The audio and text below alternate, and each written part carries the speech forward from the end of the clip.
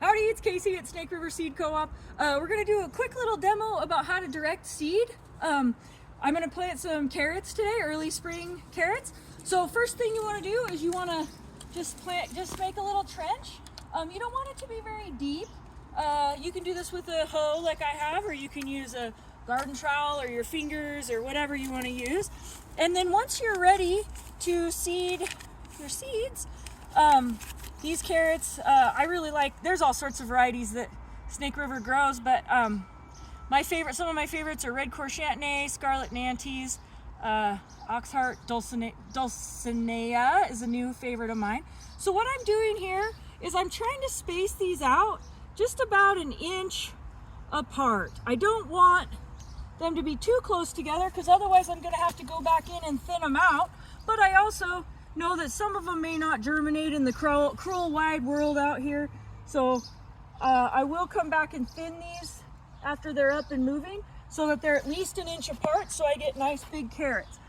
Once I have the row seeded, I'll come back in and I'll just cover that row up very gently. So I only want about, like ½ inch at most on top of these things. But I like leaving a little bit of an extra, you can kind of see where the row is. That helps me understand what I should be looking for. So I just kind of tuck it in like that, and then I'll give it some water. But one thing I wanted to show you, in my yard I have a lot of problems with squirrels, birds, etc. Things that want to eat my little baby seedlings. So this is called row cover. Rime is a brand of it. You can buy this at most garden centers who do anything with organics. This is a really light one, but they sell them in different sizes. You can see mine has holes in it and stuff. It's good for insect protection. The thicker ones are good for frost protection. So I'm going to spread this out all over this bed after I get the whole thing seeded, and then I'll just weight it down with some like rocks or socks with rocks in them or something like that, just to hold it on here.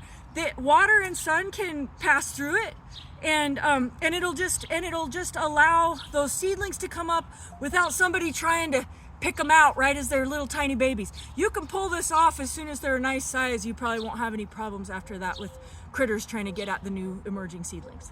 Happy planting!